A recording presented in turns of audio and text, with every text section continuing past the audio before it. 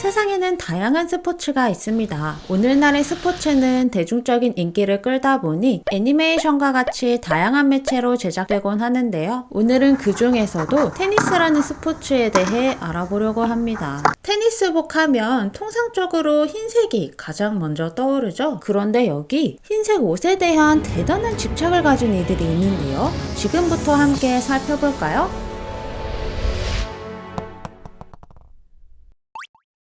축구하면 월드컵, 야구하면 메이저리그, 농구하면 NBA인데요. 그렇다면 테니스는 뭘까요? 바로 윈블던 챔피언십입니다. 윈블던 챔피언십은 국제 테니스 연맹에서 관리하는 4개 테니스 그랜드 슬램 중 하나이자 테니스 대회 중 가장 오래된 대회인데요. 1877년 영국 런던 윈블던의 올 잉글랜드 클럽에서 처음 열린 뒤로 매년 6월 4주차에서 7월 1주차 사이에 개최되고 있습니다. 경기장은 개폐가 가능한 돔으로 만들어져 있고 건물 내에는 2개의 코트가 있습니다. 경기가 영국 런던에서 열리다 보니 전 세대 여왕이었던 엘리자베스 2세가 직접 관람하기도 했는데요. 요즘은 윌리엄 왕세자가 직접 참관하고 있다고 합니다.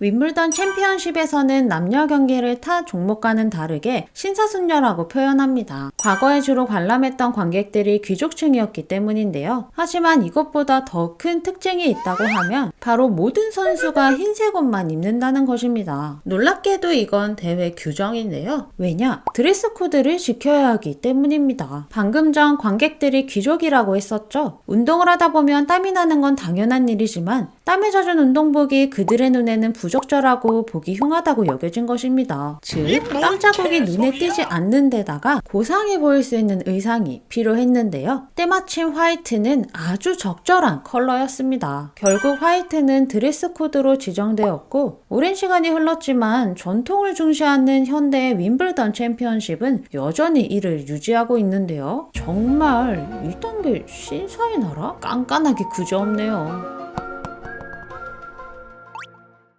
당연하지만 이 드레스 코드가 처음부터 채택된 건 아닙니다. 규정에 반대하는 이들도 있었는데요. 그중 가장 대표적인 사례가 앤드류 에거시의 윈블던 출전 거부 사태입니다. 당시 앤드류 에거시가 가장 편하게 입던 의상이 화이트가 아니라는 이유였는데요. 물론 이것보다 더 큰 문제가 되었던 것은 드레스 코드가 의상에만 해당하지 않았다는 점입니다. 역대 최고의 남성 테니스 선수라고 할 수 있는 로저 페더러는 주황색 밑창이 달린 흰색 테니스화를 신고 출전했다가 경고를 받고 다른 신발로 바꿔 신은 전적이 있는데요. 화이트에 대한 집착은 이게 끝이 아닙니다. 충격적이게도 속옷도 무조건 흰색으로만 착용해야 하는데요. 규정을 알지 못한 선수들이 다른 색의 속옷을 입고 오자 대회 측에서는 속옷을 갈아입을 것을 요청했습니다. 하지만 갈아입을 속옷이 없던 일부 선수들은 결국 속옷을 입지 않고 경기를 뛰었던 황당한 경우도 있었죠. 심지어 관객에게도 적용되는 드레스 코드가 있는데요. 불행인지 다행인지는 모르겠지만 일반 관객이 아닌 VIP석인 로열박스 관람객에게만 적용된다고 합니다. 로열박스 관람객은 남녀 구분 없이 모두 정장을 착용해야 하며 정장이 어려운 경우 정장과 비슷한 느낌의 단정한 복장이어야 합니다. 실제로 F1 레이싱 드라이버 중 하나인 루이스 해밀턴이 반바지 차림으로 로열박스에 입장했다 드레스 코드 위반으로 퇴출당하는 일이 있었습니다.